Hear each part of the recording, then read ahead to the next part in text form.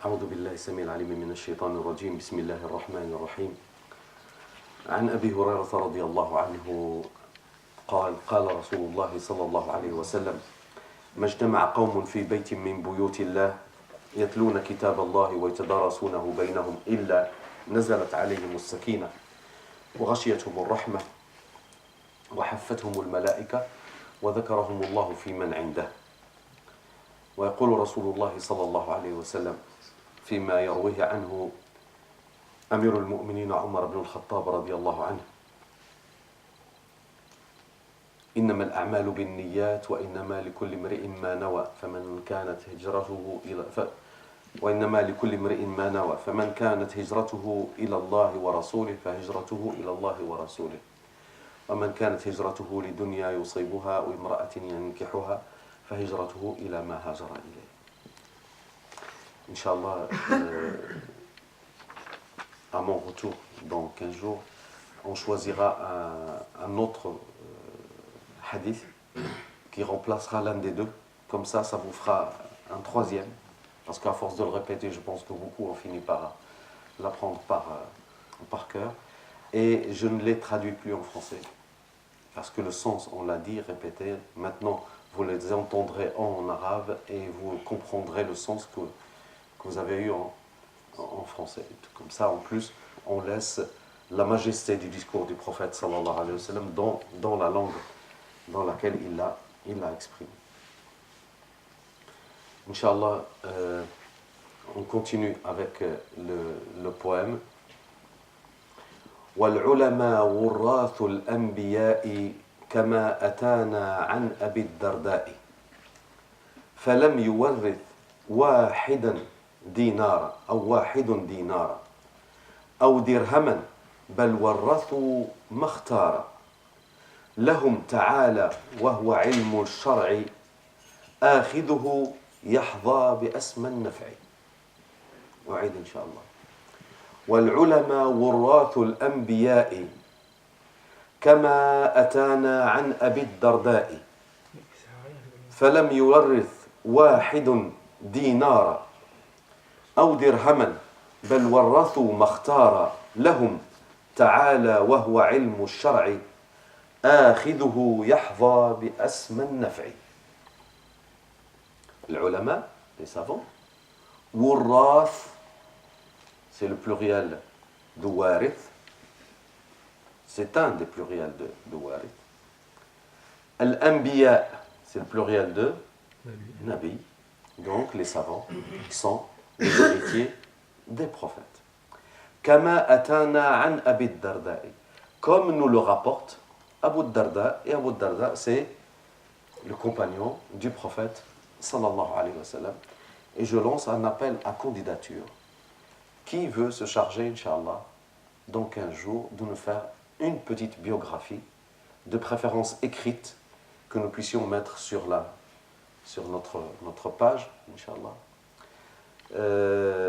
sur Abu Darda radiallahu anhu. On va essayer de procéder comme on avait fait à une certaine époque lorsque nous étudions les Arba'in al-Nawawiyya, de façon à ce que votre contribution, qui est une simple recherche, que vous apporterez aussi au contenu de ce cours, de façon à ce qu'on n'alourdisse pas le contenu qui est à apprendre, mais vous pouvez même l'exposer vous-même si vous voulez prendre l'habitude de prendre la parole, Inch'Allah. Et le contenu, une fois examiné, sera ajouté à vos connaissances. Y a-t-il un candidat? Voilà, ça y est, le Mahdi. Ça y est, c'est bon. Marhaban ya akhi. Abu Darda radiyallahu anhu. فلم يورث واحد دينار. Même pas un parmi les prophètes n'a laissé comme legs le dinar. Le dinar est une monnaie, comme le dollar, comme l'euro, comme autre. Ou dirhaman. Ni dinar, ni dirham. Dirham aussi est une monnaie. بل ورثوا ما اختار لهم تعالى. Là, il a fait, le sens a commencé dans un vers et il continue dans l'autre vers. Ce qui est dans la poésie est considéré comme un défaut. Normalement, lorsqu'un vers est terminé, on n'a pas... C'est un autre sens. Un sens est terminé, un autre sens qui commence. Mais généralement, dans le rajaz, c'est-à-dire la poésie spécifique, très souvent utilisée pour l'ilm, comme ce que nous sommes en train d'étudier, il est très difficile de condenser le tout dans un couple qu'on appelle al-bayt. Mais ils ont légué, warrathu, là vous avez warrath, waratha, warith, warrata, irth.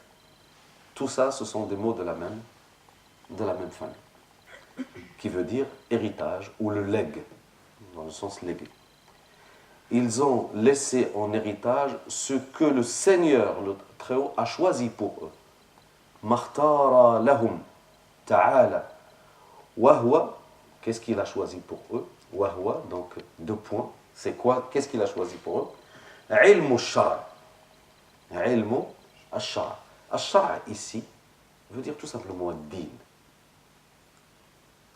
Parce que beaucoup de gens, quand ils entendent shara, ils comprennent le fiqh, ils comprennent les lois, ils comprennent ash-shara, ash-sharia, tout ça, c'est la religion. Donc, quand vous dites ash-sharia, c'est la religion, dans sa globalité. Pas le code pénal, pas le... Vous voyez, c'est... Quand quelqu'un dit, oui, mais il veut appliquer ash-sharia, c'est qu'il veut être musulman. Si vous entendez dans le sens général, c'est qu'une personne qui veut appliquer sharia, c'est qu'il veut tout simplement vivre conformément à l'islam. Mais généralement, quand c'est utilisé, c'est dans le sens de l'application du code pénal de la religion musulmane, de la loi dans la religion musulmane. Mais là, c'est ilm al-shara. Ilm al-shara, l'ilm, on a dit que c'est la connaissance, le savoir, la science. Viendra, Inch'Allah, le moment où il faudra le définir de manière très, très, très précise. Al-shara, c'est étonnant. Le mot al-shara, c'est un mot de la même famille que shira, c'est-à-dire la voile dans les navires, dans les voiliers. La voile.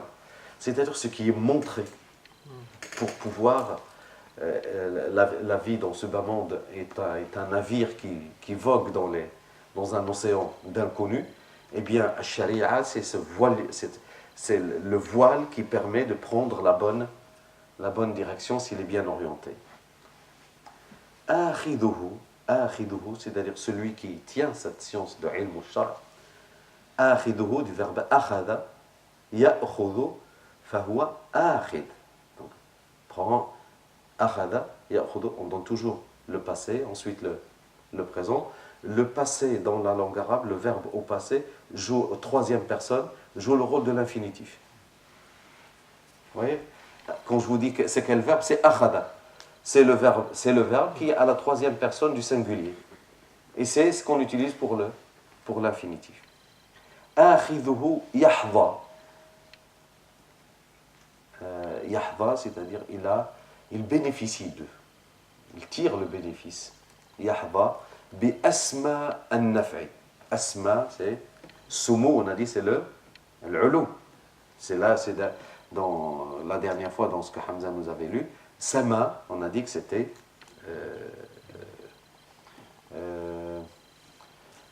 ala man shada bunyan al-huda wa sama. Donc qui s'est élevé. D'où le mot as-sama. D'où le mot as-sumu, c'est-à-dire la sublimation de quelque chose qui devient sublime. On dit même que c'est de là que viendrait le mot ism. Mais je ne suis pas tout à fait sûr que ce soit vraiment, étymologiquement, le lien soit aussi... Donc, il va bénéficier du plus haut bénéfice qui soit, parce que de tous les savoirs, c'est le savoir qui t'apprend qui est Dieu et qui es-tu par rapport à Dieu et quel est le chemin qui mène à Dieu et dans quelles conditions tu vas emprunter le chemin de Dieu. Ce savoir est le meilleur de tous les bénéfices. Donc entrons, Inch'Allah, dans le contenu pour voir quels sont les liens qu'il y a entre ces trois bayts et le hadith du prophète sallallahu alayhi wa sallam. Quand il dit Kama atana an Abi Darda'i, Kama, comme, Kama, atana, du verbe ata, an Abi Darda'i, justement, il y a le hadith de Abu Darda, radiyallahu anhu. Inna al-anbiya'a, hadith du prophète alayhi salatu wa salam. Donc là, vous n'attendez pas que je vous signale qu'il faut écrire là, les paroles du prophète sallallahu alayhi wa sallam. Plus que toute autre parole mérite d'être consignée pour être apprise. Inna al-anbiya'a lam yuwarrithu dinaran wala dirhama. Inna al-anbiya'a lam yuwarrithu dinaran wala dirham. Regardez dans le poème, il a repris exactement les termes du hadith. Wa innama warrathu al-ilm. Wa innama warrathu al-ilm. Innama, c'est l'exception exclusive. C'est la négation exclusive. Au début, il dit lam yuwarrithu dinaran wala dirham. Donc, il exclut toute idée d'héritage substantiel, comment dire, en termes de biens. Mais ça ne veut pas dire qu'ils sont dépourvus d'héritage.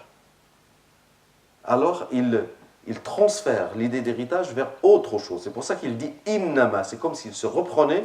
Non, en effet, il y a un héritage, mais le seul héritage. Innama warrathu al-ilm. Faman akhadahu akhadha bihadhin wafir.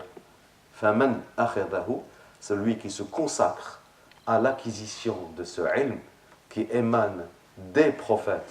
Et là, pour nous, du dernier des prophètes, Muhammad, sallallahu alayhi wa sallam, sachant que ce sont seules ces paroles et les paroles d'Allah subhanahu wa ta'ala qui lui ont été transmises, qui peuvent nous être authentifiées. Inna asdaq al-hadithi kitabullah wa inna ahsan al-hadi hadi Muhammadin sallallahu alayhi wa sallam. Donc là, nous témoignons justement quand nous reprenons ce hadith du prophète sallallahu alayhi wa sallam, que al-ilm, qui émane de la parole de Dieu, qui émane aussi de la voix de Muhammad sallallahu alayhi wa sallam, est justement celui qui le prend, faman akhadahu. Et là, le verbe akhada, le verbe prendre, dans la bouche du prophète sallallahu alayhi wa sallam, il fait écho à sourate Maryam. Ya Yahya khudhil kitaba biquwwa. Je vous mets un petit peu dans l'histoire. Zakaria alayhi salam, c'était l'oncle par alliance de Maryam, Marie, Isa alayhi salam. Maryam, sa mère s'appelle Ilyasabat, donc Élisabeth, Ilyasabat, qui a une sœur qui s'appelle Hanna, Anne, qui a un mari qui s'appelle Zakaria, et qui est l'héritier de Haroun alayhi salam. Lui était le dépositaire de la connaissance du ilm de Bani Israël juste à l'époque avant la naissance du prophète, le prophète Isa alayhi salam. Et quand vous lisez surat Maryam au début, il se plaint du fait que il a peur après sa disparition que ce savoir soit délapidé ou soit transformé par des gens qui ne sont plus dignes de confiance d'avoir ce savoir. Il a demandé à Allah subhanahu wa ta'ala de lui donner un héritier. وَإِنِّي خِفْتُ الْمَوَالِيَ مِنْ وَرَائِي وَكَانَتِ امْرَأَتِي عَاقِرًا وَقَدْ بَلَغْتُ مِنَ الْكِبَرِ عُتِيًّا أو عِتِيًّا selon la lecture. Et Allah subhanahu wa ta'ala lui a donné Yahya. Et Yahya a reçu l'ordre, Ya Yahya, par Allah, khudhil kitaba biquwwa. Donc dans l'acquisition de la science, notamment la science quand elle est menacée de disparition ou menacée d'une fausse appropriation par des gens mal intentionnés pour pouvoir la détourner, celui qui est censé la défendre doit faire preuve de fermeté.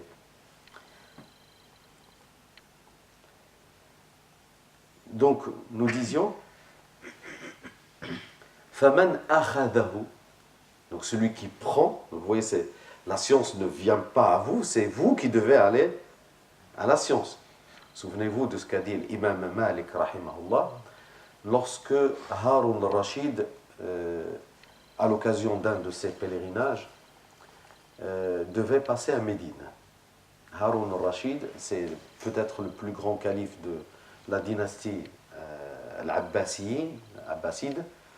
C'était à l'époque de l'imam Malik. L'imam Malik étant mort en 179. Donc on est là dans la deuxième moitié du deuxième siècle après la hijra du prophète sallallahu alayhi wa sallam. Et il a envoyé son émissaire à l'imam Malik, lui disant: si tu pouvais me réserver un entretien, je voudrais apprendre la science auprès de toi. Le calife, le patron des patrons, là, dans sa capitale, Bagdad, toute neuve, toute flamboyante. Bagdad n'existait pas. Il est au sommet de sa gloire. Une fois, dans un de ses balcons, il contemplait le ciel et il a vu un nuage. Un nuage poussé par le vent qui se dirigeait quelque part vers l'inconnu. Et il regarde le nuage, il lui a dit: va où tu veux. Tu pleuvras et ça donnera une récolte. Et la zakat de ta récolte viendra jusqu'à moi. Tellement l'étendue de l'espace qu'il gouvernait était grand. Comme on disait à l'époque du 19e siècle, de l'Empire britannique. C'est l'Empire qui ne connaissait pas le crépuscule. À un certain moment, l'Empire britannique était tellement étendu de l'Inde jusqu'aux Amériques, ce qui fait à n'importe quelle heure parmi les 24 heures, il y avait un endroit de l'Empire britannique où il y avait le soleil. Tellement c'était étendu. C'est un petit peu la même image. Et il dit à ce nuage: va où tu veux, de la moisson à laquelle tu vas participer, la zakat viendra jusqu'à moi. Donc c'était un petit peu pour souligner l'importance de ce personnage. Il envoie un message à l'imam Malik, donc l'imam de Médine. Il lui dit: je veux un tête-à-tête, j'ai des questions à te poser. Et il lui a répondu que le ilm en cours particulier est stérile. L'ilm en cours particulier est stérile. Il lui demande de venir. Imam Malik lui répond: ce sont les gens qui viennent à la science, ce n'est pas la science qui vient aux gens. Regardez cette civilisation, sur quoi elle est bâtie. L'homme le plus puissant de la planète à l'époque, il y a un homme qui n'a même pas un soldat pour le protéger, qui refuse de se déplacer pour venir jusqu'à lui. Harun al-Rashid décide de se déplacer et de venir à l'assise tenue par l'imam Malik, puisqu'il était l'imam de la mosquée du prophète sallallahu alayhi wa sallam. Donc c'était l'endroit incontournable, il fallait à un certain moment qu'il passe par là. Et le protocole est arrivé, ils ont installé une petite estrade.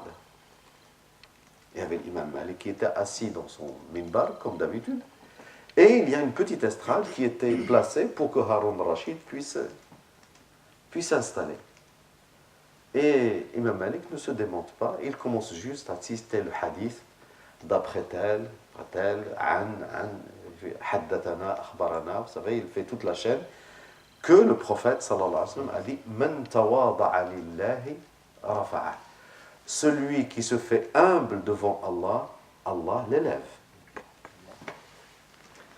Et Harun al-Rashid descend de sa petite estrade. Il se met au même niveau que tout le monde pour suivre le même cours que tout le monde, dans les mêmes conditions que tout le monde. Alors, quand on discute sur les madhab, sur est-ce que les savants d'aujourd'hui sont plus forts que les savants d'avant, est-ce que leurs avis sont plus aiguisés, peut-être. Mais ce bonhomme-là qui s'impose à Haroun al-Rachid, il ne doit pas être n'importe qui. Et que, comment dire, faire confiance à la religion qu'ils ont incarnée par leur savoir, à mon avis, pour tous ceux qui cherchent le salut de leur âme et la propreté de leur savoir, s'accrocher à la barque de ces gens-là, je dirais la même chose de Abu Hanifa, je dirais la même chose de Shafi'i et des grands de ces gens-là, me paraît plus sûr que de s'accrocher à quelqu'un qui n'a, fût-il le plus grand des savants dans les siècles derniers, cette notoriété, c'était des gens qui ne recevaient aucune pression du Imam Malik. L'Imam Malik, tu ne pouvais pas exercer sur lui de pression.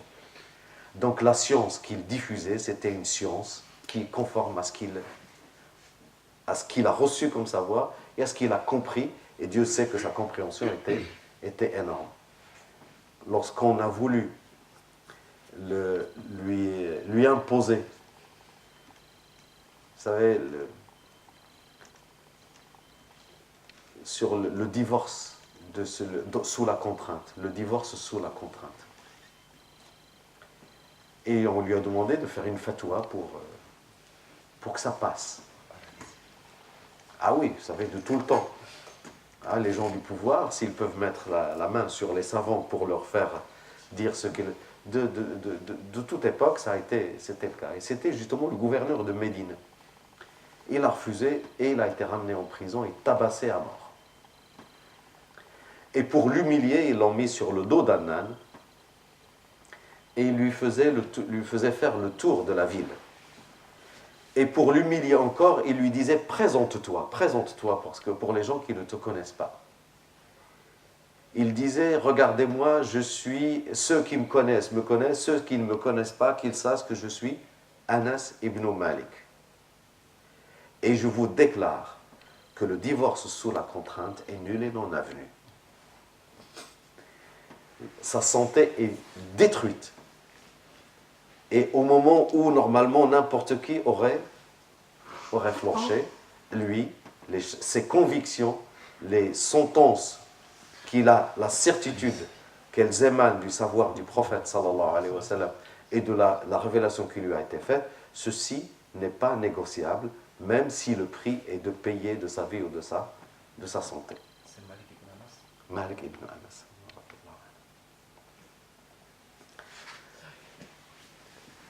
Donc celui qui prend...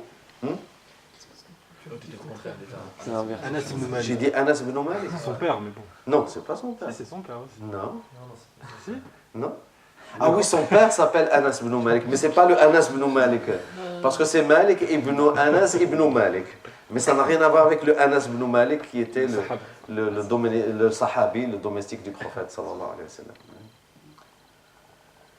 Donc celui qui prend cette science, donc vous voyez, là on vient de faire le lien entre nous, le prophète sallallahu alayhi wa sallam, et un maillon parmi les plus importants de cette chaîne-là. Et en l'occurrence ici, c'était l'imam Malik. À d'autres occasions, peut-être nous parlerons de l'imam Shafi'i, ou nous parlerons de Ibn Taymiyyah, rahimahullah, ou nous parlerons peut-être de quelqu'un plus proche de notre époque, ou même quelqu'un de vivant, pour savoir que c'est une chaîne fidèle, de maillon, de chaînon en chaînon, de maille en maille. C'est dans la fidélité que cela se prend, parce qu'il y a cet héritage dont nous parlons. Il y a cet héritage, ici certifié par le prophète sallallahu alayhi wa sallam. Donc celui qui prend, avec force, avec fermeté, aura réussi à s'accaparer la plus grande part possible de richesse. Comment, par rapport au récit de Malik, comment c'est terminé par rapport au gouverneur? Parce que je crois que ce qu'il avait fait subir à Imam Malik, lui-même, quelques années plus tard, il s'est fait aiguiller par... Je pense qu'il y a ici quelqu'un qui est en train d'étudier toute la biographie de l'imam Malik, et puis on lui laissera, Inch'Allah, un jour, il fera une fiche complète. Tu voudras bien Je l'ai vu acheter le livre, donc qu'il vous fasse profiter, Inch'Allah, de cette lecture. Donc, l'ilm, c'est... est-ce que je peux vous demander une petite faveur, Inch'Allah, aujourd'hui? Je n'ai pas la force de faire le cours sur l'Aqidah qui est très coûteux en termes de concentration. Donc, je fais, Inch'Allah, 2 séances aujourd'hui sur Talab al-Ilm, et ça vous laissera, Inch'Allah, le cours il est prêt, hein. Le cours il est prêt, mais je risque, dans l'état de fatigue où je suis, de ne pas lui donner On a dit que c'est la connaissance, c'est le ilm de la connaissance de Dieu, la connaissance de ilm al-ghaib. Donc quand on n'est pas en forme, il faut savoir ne pas y aller pour ne pas avoir à corriger des erreurs par la suite. Donc, dans cette chaîne, il y a Allah subhanahu wa ta'ala, la source de toute connaissance. Au bout de l'autre chaîne, il y a vous et moi. À l'autre bout de la chaîne, il y a vous et moi. Les premières mailles de cette chaîne-là, il y a les prophètes. La maille la plus importante est Muhammad, sallallahu alayhi wa sallam. Derrière lui, c'est dans notre aqidah, il n'y a pas de prophète, mais il y a des savants.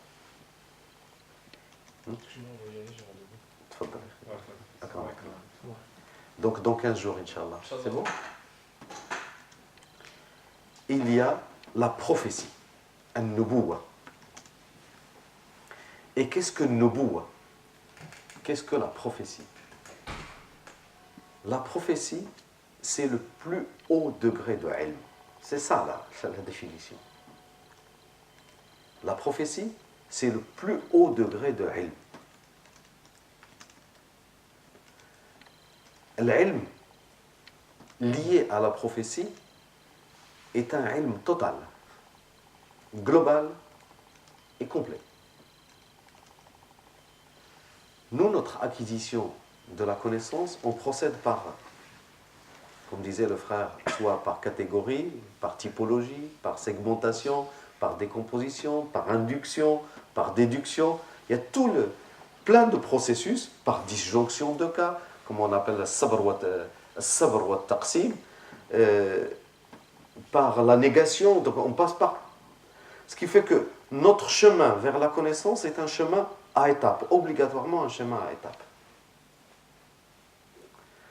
Le ilm lié à la prophétie, ou qui se traduit par la prophétie, est un ilm immédiat et total. Il ne passe pas par la compréhension. Puisque Allah subhanahu wa ta'ala accède, comme dit le prophète sallallahu alayhi wa sallam, alqa fi raw'i. Alqa fi raw'i. Quand il lisait le début de le Bukhari, Bad'ul Wahy, tout au début, le premier chapitre, c'est comment la révélation se faisait sur le prophète sallallahu alayhi wa sallam, notamment à ses débuts. Il dit le plus dur, sallallahu alayhi wa sallam, la plus dure forme, c'est quand il vient avec un bruit de cloche. On dirait le bourdonnement d'abeilles. Et c'est ce qui comment dirais-je, lui fait le plus lui pèse le plus. Il dit, quand il se dissipe, je trouve en mon âme une connaissance dont je suis conscient. Je trouve en moi, c'est-à-dire c'est pas passé par les sens habituels. Quand Jibril vient, on passe par le moyen de la parole, mais même quand on passe par le moyen de la parole, le prophète sallallahu alayhi wa sallam ne passe pas par la compréhension des mots, les questionnements. Souvenez-vous, c'était un des sujets de Ma'idat al-Qur'an, Inna alayna jam'ahu wa qur'ana. La tuharrik bihi lisanaka li ta'jala bih, Inna alayna jam'ahu wa qur'ana. Le prophète sallallahu alayhi wa sallam répétait comme ça, marmonnait entre ses lèvres, parce qu'il avait peur que les mots s'échappent et puis qu'il oublie, et Allah subhanahu wa ta'ala l'a rassuré, parce que ce procédé-là n'est pas un procédé naturel, entre guillemets, dans le sens de la nature telle que nous la connaissons.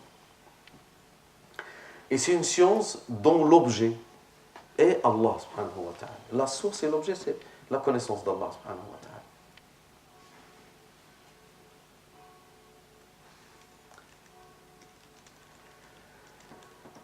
Allah subhanahu wa ta'ala dit وَلَوْ شَاءَ رَبُّكَ لَجَعَلَ النَّاسَ أُمَّةً واحدة. Par quel moyen? C'est que chacun de nous reçoive la science à titre individuel. Qu'est-ce qui fait que nous sommes différents dans notre degré de science, dans notre degré de religiosité, dans notre degré de cheminement? C'est le chemin que nous parcourons pour acquérir la connaissance. Sa difficulté, son aisance, sa rapidité, la part de l'oubli, la part de la force que nous mettons dans cette acquisition, parce que nous ne sommes pas des prophètes. Et c'est pour ça que nous sommes différents. La foi des prophètes, elle est égale à tous, parce qu'ils reçoivent la connaissance de la même façon. La nufarriqu bayna ahadin min rusuli. Il n'y a pas un prophète plus croyant qu'un autre prophète. Ils reçoivent cette dose. Ils se différencient par d'autres critères. L'importance du message, l'importance de l'époque, leur emplacement, le fait qu'ils soient ulul azm, le fait qu'ils aient, comme Moussa alayhi salam, été envoyés pour faire face au plus grand tyran de son époque, voire peut-être de toutes les époques. Le prophète sallallahu alayhi wa sallam, par l'ampleur et l'envergure de son message adressé à toute l'humanité à son époque, comme toutes les humanités qui allaient venir par la suite. C'est quoi la différence entre un prophète et un messager? Comme ça, rapidement, je crois que le frère l'avait dit. Un prophète, c'est un messager, mais le messager n'est pas un prophète. C'est l'inverse. Non, c'est l'inverse. C'est Le l'inverse. prophète, c'est un messager. Et le messager, c'est pas un C'est très simple. Il y a environ 124 000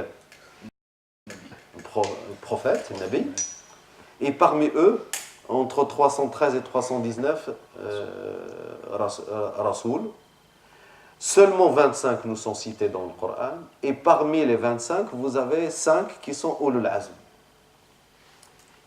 Donc vous avez l'étendue de tous les prophètes, à l'intérieur, les 300 qui sont devenus des messagers, donc rasoul, chargés de transmettre un message. Ça ne veut pas dire que le prophète ne le...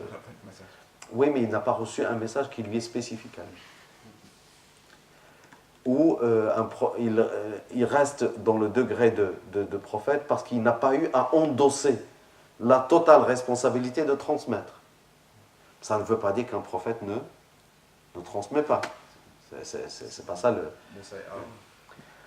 Moussa et Haroun, oui, Moussa et Haroun. Mais Haroun, est-ce qu'il transmettait ou il ne transmettait pas? Donc,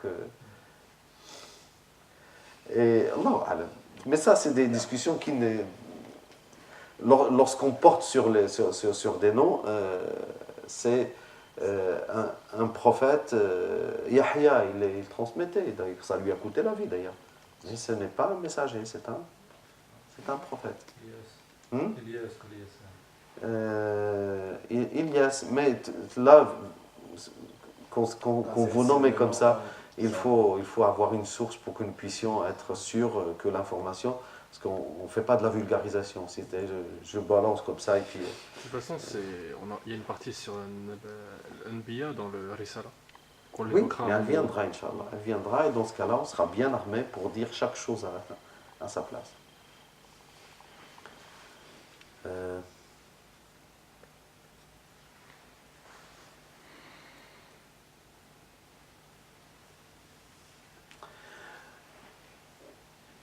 Donc, cette science-là, que le prophète sallallahu alayhi wa sallam appelle la meilleure part que l'on puisse acquérir, est-ce que vous pouvez mettre un peu de lumière ici?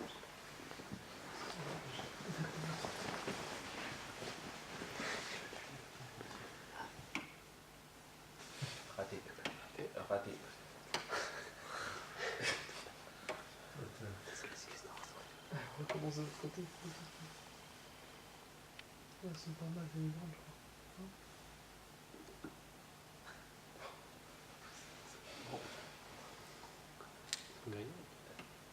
Hier, il avait dit, c'est une grande.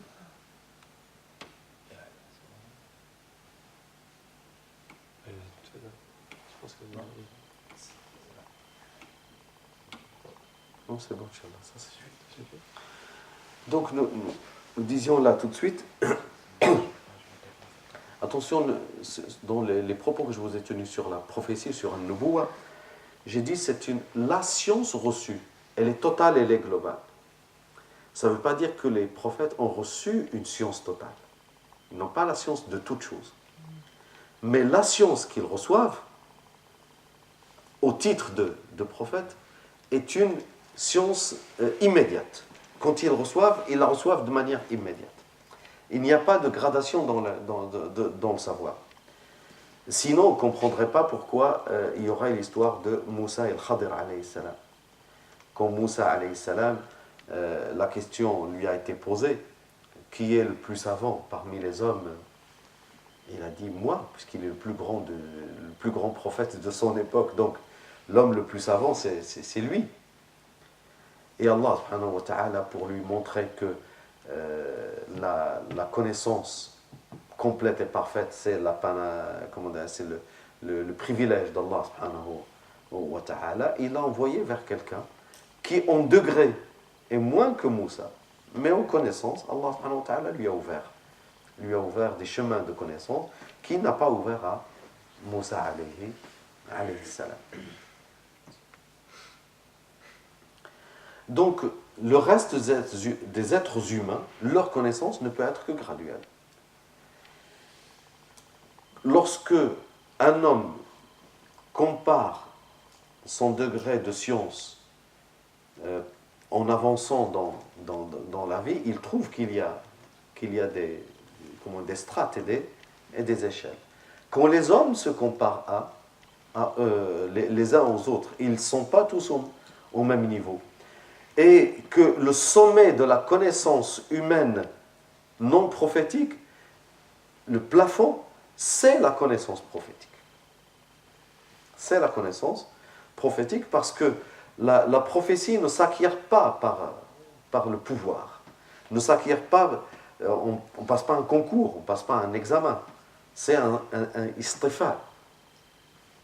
Allahu yajtabi min rusulihi man yasha. Donc Allah subhanahu wa ta'ala fait une extraction, comme dit Abdullah ibn Mas'ud, que le prophète sallallahu alayhi wa sallam nous dit Inna Allah nadara fi qulubi al-ibad. Allah subhanahu wa ta'ala a regardé les cœurs des gens. فوجد قلب محمد صلى الله عليه وسلم خير قلوب الناس. Il a trouvé que la qualité du cœur du prophète Mohammed sallallahu alayhi wa sallam était meilleure que la qualité des cœurs des autres êtres humains. Et il a choisi فاختار محمدا صلى الله عليه وسلم برسالته وانتخبه بعلمه. Donc il lui a destiné la mission de porter le message et aussi de porter la science qu'Allah subhanahu wa ta'ala destine pour l'humanité. Le hadith continue ثم نظر في قلوب الناس فاختار له بعده فاختار له أصحابه. Il a regardé le cœur des autres humains et d'eux il a choisi les compagnons du prophète sallallahu alayhi wa sallam pour les faire venir auprès du prophète alayhi salatu wa sallam. فجعلهم أنصار دينه ووزراء نبيه صدق رسول الله صلى الله عليه وسلم فما رآه المؤمنون حسنا فهو عند الله حسن وما رأوه قبيحا فهو عند الله قبيح. Et par ce procédé d'extraction du prophète sallallahu alayhi wa sallam, ensuite des compagnons autour du prophète alayhi salatu wa sallam, ils sont devenus les soutiens de sa religion, ils sont devenus les ministres du prophète d'Allah subhanahu wa ta'ala. Et là, il dit les croyants, c'est-à-dire parlant des compagnons du prophète sallallahu alayhi wa sallam, ce qu'ils ont jugé bon est bon auprès de Dieu. Ce n'est qu'une conséquence. Vous savez, contrairement à ce que d'autres pourraient prétendre, ce que nous jugeons bon, Dieu le juge bon. Non, Allah subhanahu wa ta'ala les a choisis de façon à ce que leur choix, ce qui paraîtra chez les gens comme le choix des compagnons comme étant bien, eh bien, il l'est déjà, c'est parce qu'il l'est déjà auprès d'Allah, et c'est pour ça qu'il les a choisis autour du prophète, sallallahu alayhi wa sallam. Vous voyez toute la nuance, elle est énorme. وَمَا رَأَوْهُ قَبِيحًا فَهُوَ عِنْدَ اللَّهِ قَبِيحًا. Et ce qu'ils ont répugné, ce qu'ils n'ont pas aimé, eh bien, il est déjà répugnable ou répugnant auprès d'Allah subhanahu wa ta'ala. Et c'est pour ça que on a dit que dans l'iman, nous avons al-tasdiq et nous avons, comme on a dit, al-fahm, fahmul bayan, et il y a fahmul lisan, fahmul al-bayan, donc la compréhension de la langue, puis après la compréhension que le sens se clarifie, après vient l'acceptation, tasdiq, et puis après vient التطبيق, l'amal. C'est ça les différents. Et le kufr peut se glisser à n'importe quel niveau de ces niveaux que nous venons de citer.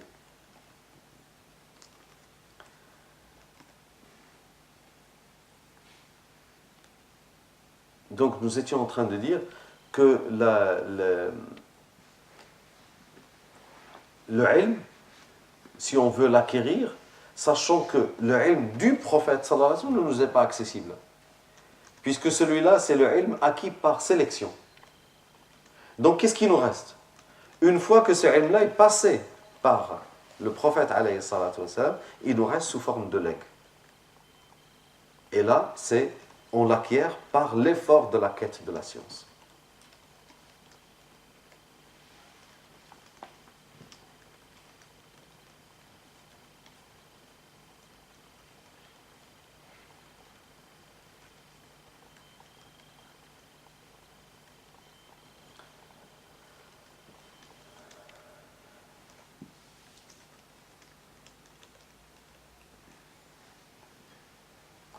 Et je reviens à ce qu'on disait sur Yahya. Ya Yahya khudh al-kitab bi quwwa. Et j'avais parlé de fermeté. On pourrait encore plus étayer ce sens de la force. C'est-à-dire que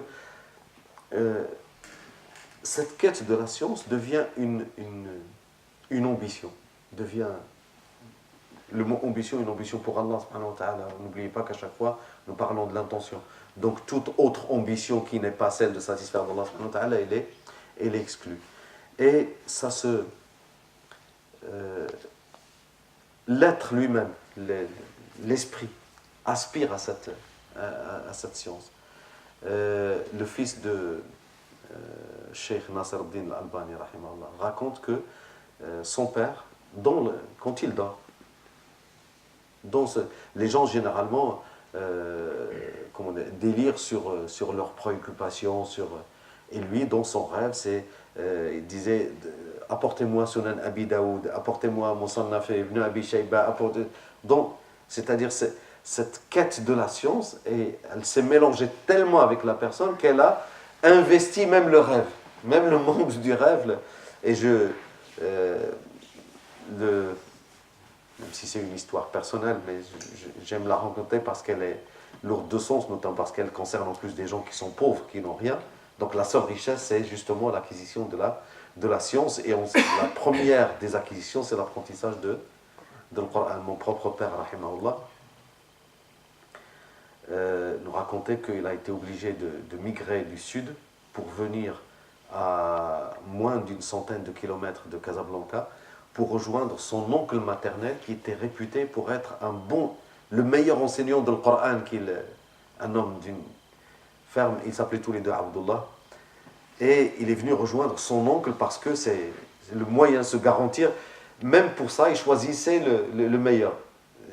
De Souera jusqu'à Oulad Saïd, il y a au moins 300 km. Et ce que je vous dis là, mon père, il est en 1909. Il était encore dans le cours de... Donc là, on n'est pas loin de 1925 ou des choses... oublier les cars, les bus, les trains et encore plus le TGV et ce qui va avec. Donc vous imaginez l'effort juste parce que c'est avec cet homme-là qu'on va avoir le Coran le plus... comme on dit, c'est vraiment quelque chose de... Mais c'était doublé d'un homme extrêmement dur, intransigeant. Et je ne sais pas si vous avez vu comment les mosquées qui reçoivent les enfants pour apprendre ce qu'on appelle le mahdara, comment elles sont faites. Il y a un endroit qui sert de dortoir, dans lequel tout le monde dort, à même le sol. J'ai connu ça parce que j'ai rendu visite à ces endroits-là. Et l'enfant qui était mon père était allongé, il dormait. Et son cher dormait à côté, puis il y a tous les autres. Et au beau milieu de la nuit, avec le geste du coup de pied, Abdullah, c'est comme ça qu'il l'appelait, Abdullah. Hop, tu vois, il se redresse, il s'assoit, et il lui donne les premiers mots du verset par lequel il voudrait qu'il commence. Et il commence, il récite. On continue. Quand le hizb était terminé, il lui dit « Dors ». Ergot. Il s'est allongé. Le lendemain, contrairement à son habitude, un homme dur, il le félicite. Il lui dit, c'était bien cette nuit. Il lui dit, qu'est-ce qui s'est passé? Il lui dit, tu as tout lu sans te tromper. Il a dit, je me souviens de rien. Il se souvenait de rien. Vous voyez, et c'est cet état-là.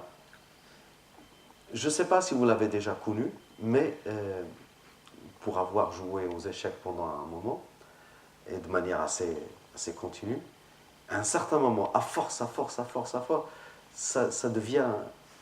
Tu es tout le temps en train de tiens, telle partie, telle...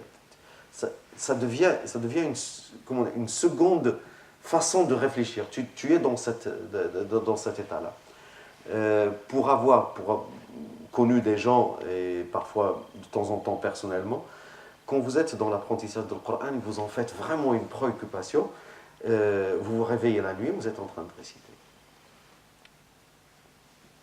Ou, généralement, les gens, quand ils sont occupés, ils sont en train de bricoler, ils chantonnent une chanson, ils ne savent même pas, parfois même pas les paroles. Non. Alors, quand ils sont dans la quête de Coran, au bout d'un certain moment, ils se retrouvent à chantonner, et puis hop, c'est du Coran.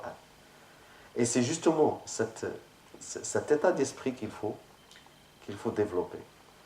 Parce que très souvent, la difficulté est que nous faisons l'acquisition de la science par intermittence.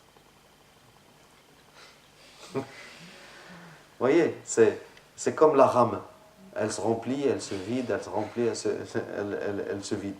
Alors que si on arrive à, par exemple pour l'apprentissage du Coran, de faire en sorte que ça traverse toute la journée. Au bout d'un certain moment, comme ce que je disais concernant la mémorisation, ça y est, le cerveau réalise que cette activité-là est très importante.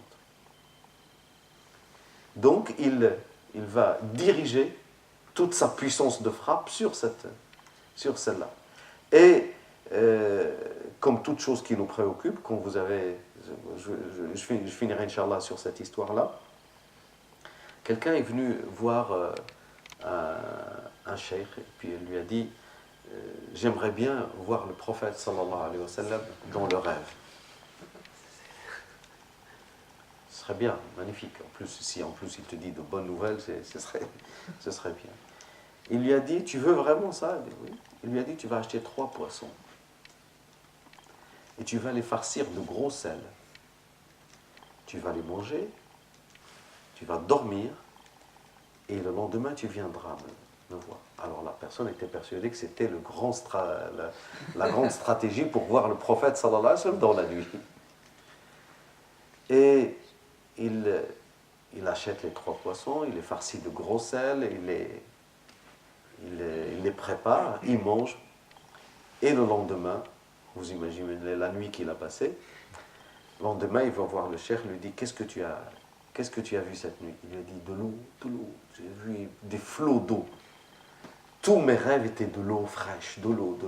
Elle dit pourquoi? Il dit parce que je mourrais de soif. Elle dit le jour où tu auras envie de voir le prophète sallallahu alayhi wa sallam, comme tu as eu soif, tu verras que tu le verras dans le rêve. Donc on pourrait dire aussi la même chose pour le jour où on aura vraiment envie d'apprendre le Coran, on aura vraiment envie d'acquérir la science qui reste, qui dure, la science qui nous fabrique, qui nous fait, eh bien notre inconscient, si je peux emprunter ça aux analystes, rentrera dans la partition et il participera à cet apprentissage que certains, par des gymnastiques psychiques ou psychologiques, essaient de provoquer, qu'on appelle rentrer en transe. Je ne sais pas si vous connaissez, qu'ils appellent ça l'auto-hypnose. Ce n'est pas l'hypnose d'une personne qui hypnotise un autre, mais c'est soi-même se mettre en disposition. Mais quand j'ai posé la question de quelle façon ça se passe, et en fait, il se fabrique juste un discours qui leur dit, qui a du sens pour eux, et ils le répètent, et le fait de le répéter le fait rentrer dans un état d'acquisition qui est un peu plus grand que l'état normal d'acquisition. Quand vous voyez le mécanisme qu'ils utilisent pour justement affecter ou influencer la psyché de la personne, c'est exactement ce qu'Allah subhanahu wa ta'ala nous demande pour dhikr. Wa dhakara Allah kathira. Donc quand tu es dans le dhikr en permanence, ça y est, ton esprit, tu te prépares à ce genre de choses et tu rentres dans la prière beaucoup plus facilement, tu mémorises beaucoup plus facilement, tu te concentres plus facilement et en plus, comme dit Allah subhanahu wa ta'ala, wa la dhikrullahi akbar. Et le rappel de Dieu est plus grand parce que il est purificateur comme l'eau est purificatrice pour les souillures.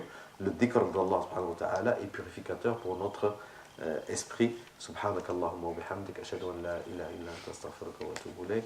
Allahumma salli ala Muhammad wa ala ali Muhammad كما صليت على إبراهيم وعلى آل إبراهيم وبارك على محمد وعلى آل محمد كما باركت على إبراهيم وعلى آل إبراهيم في العالمين إنك حميد مجيد سبحان ربك رب العزة عما يصفون وسلام على المرسلين والحمد لله رب العالمين بارك الله فيكم.